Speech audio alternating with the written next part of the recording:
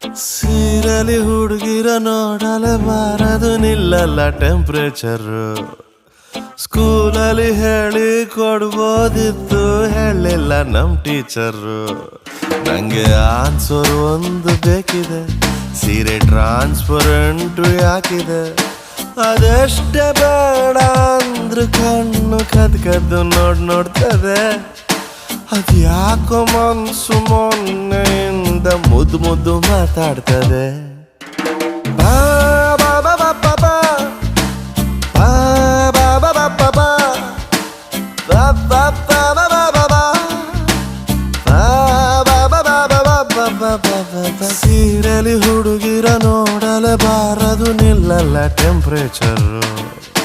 ಸ್ಕೂಲಲ್ಲಿ ಹೇಳಿ ಕೊಡ್ಬೋದಿತ್ತು, ಹೇಳಿಲ್ಲ ನಮ್ ಟೀಚರು.